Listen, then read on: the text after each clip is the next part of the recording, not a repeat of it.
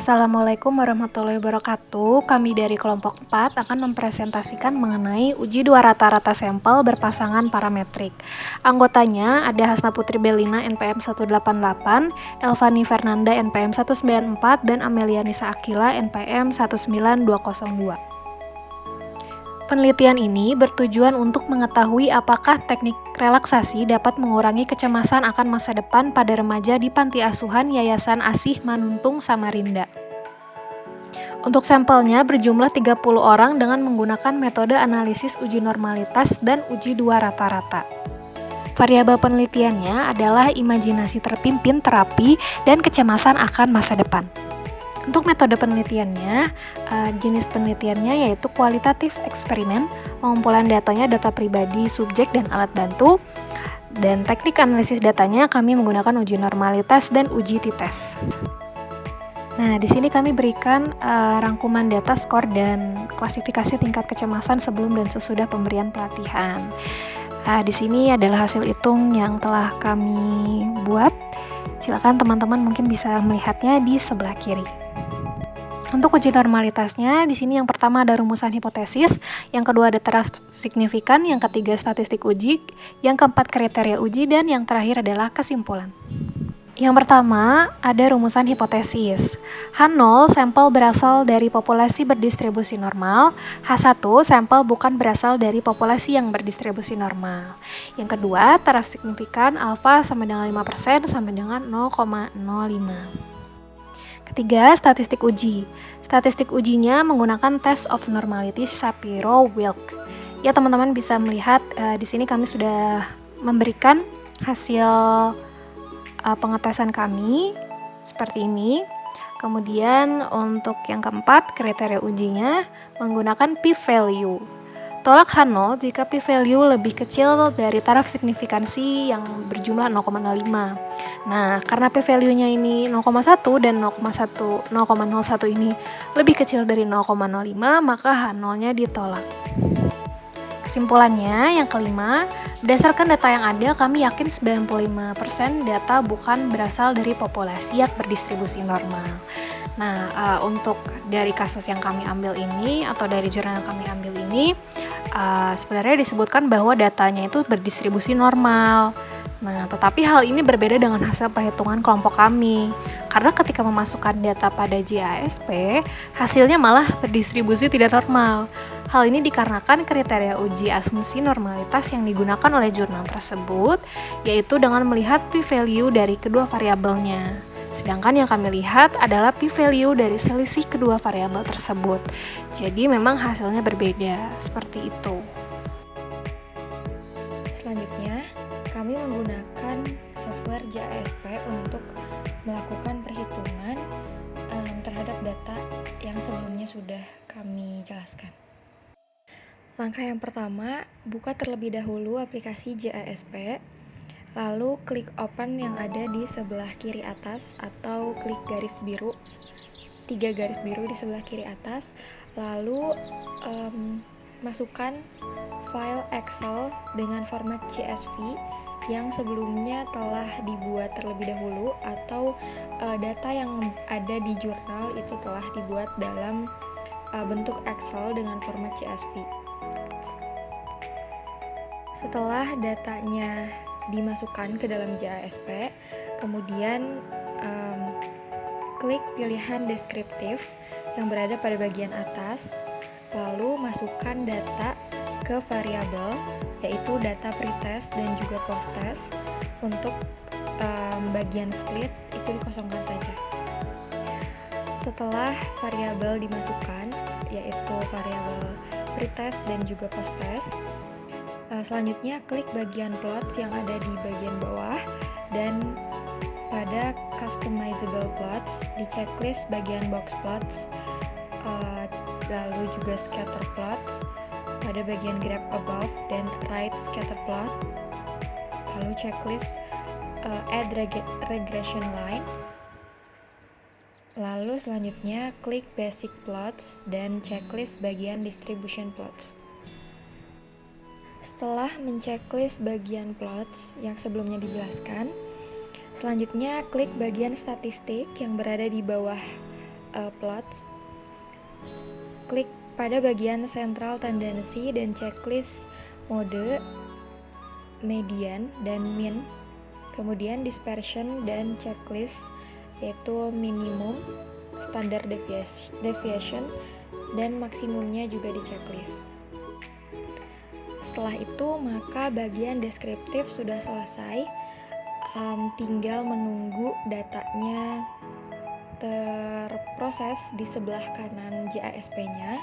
Lalu selanjutnya masuk ke bagian t-test-nya, yaitu dengan mengklik bagian t-test pada bagian atas JASP dan pilih paired sample t-test karena data ini termasuk data uji rata-rata dua variabel berpasangan. Lalu masukkan data pretest dan posttest ke variabel pairs. Lalu selanjutnya klik test dan checklist bagian Wilcoxon karena data ini merupakan data yang non-parametrik atau tidak berdistribusi normal setelah diuji asumsi.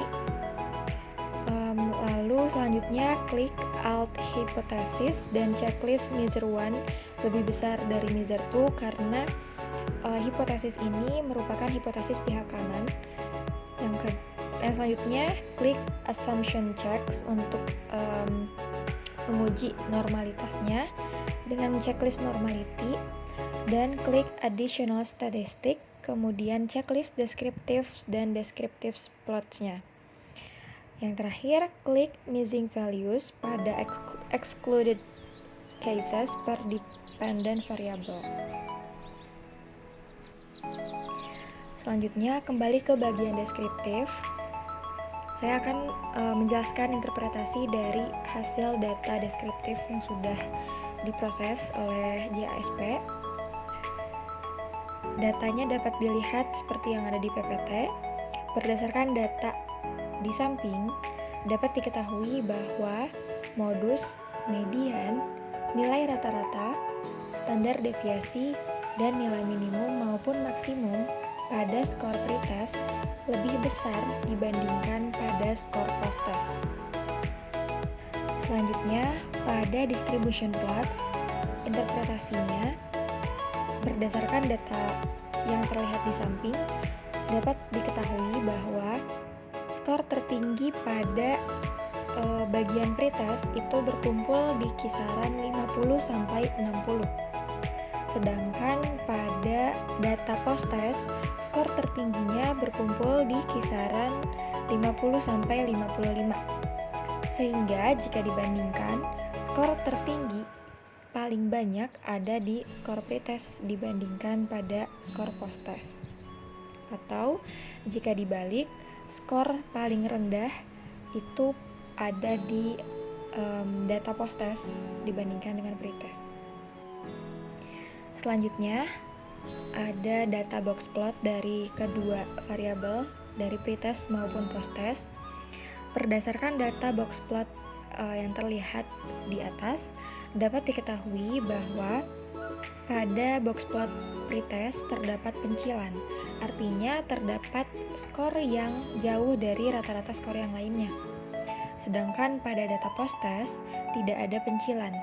Maka jika dibandingkan keduanya, median yang dapat dilihat pada garis tengah atau Q2 pada skor pretest itu lebih tinggi, yaitu di data 55 dibandingkan dengan posttest yang berada di nilai 50. Karena sebelumnya telah dilakukan uji normalitas pada JASP, maka tahap selanjutnya adalah uji hipotesis menggunakan metode analisis uji dua rata-rata sampel berpasangan non-parametrik atau paired sample t-test yang sebelumnya telah saya jelaskan, namun akan dijelaskan lebih lanjut dengan menggunakan interpretasi atau penjelasan yang lebih detailnya. Baik, selanjutnya uji t-test menggunakan Wilcoxon. Yang pertama itu menggunakan rumusan hipotesis, yang kedua taraf signifikansi, ketiga statistik uji, yang keempat kriteria uji, dan yang terakhir membuat kesimpulan. Pertama, membuat rumusan hipotesis. Nah, karena peneliti ingin melihat apakah ada penurunan tingkat kecemasan terhadap teknik relaksasi yang dipakai, maka H1-nya menggunakan pihak kanan.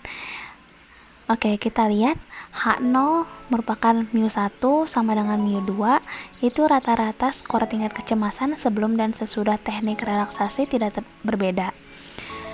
H1-nya yaitu μ1 lebih besar daripada μ2, artinya rata-rata skor tingkat kecemasan sebelum teknik relaksasi lebih besar dari sesudah teknik relaksasi, atau teknik relaksasi efektif dapat menurunkan tingkat kecemasan. Kedua itu ada taraf signifikan.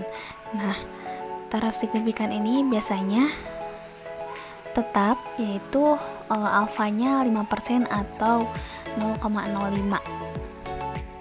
Selanjutnya kita membuat statistik uji.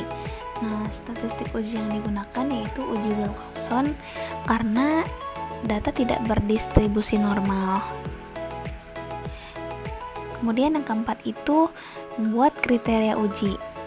Nah, di sini terdapat Pirate Sample T-Test. Kita menggunakan uji Wilcoxon dan terlihat bahwa pretest dan posttestnya itu mempunyai p-value-nya kurang dari 0,01, sehingga interpretasinya kriteria uji menggunakan p-value dengan tolak H0 jika p-value kurang dari taraf signifikan, yaitu 0,05, karena 0,01 kurang dari 0,05, maka H0-nya ditolak.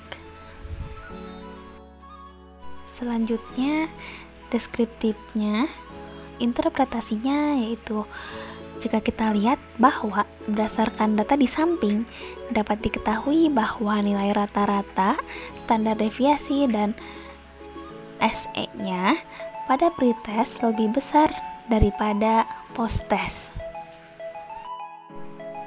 Baik, kita lihat lagi. Di sini terdapat descriptive plot, yaitu antara pretest dan posttest.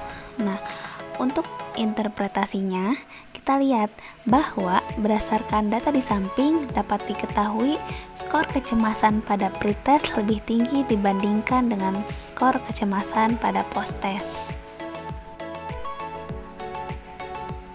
Baik, kita lihat bahwa hasil Pirate Sample T-Test memiliki kesimpulan, yaitu berdasarkan data yang ada, kami yakin 95% bahwa rata-rata skor tingkat kecemasan sebelum teknik relaksasi lebih besar dari yang sesudah teknik relaksasi, atau teknik relaksasi efektif dapat menurunkan tingkat kecemasan.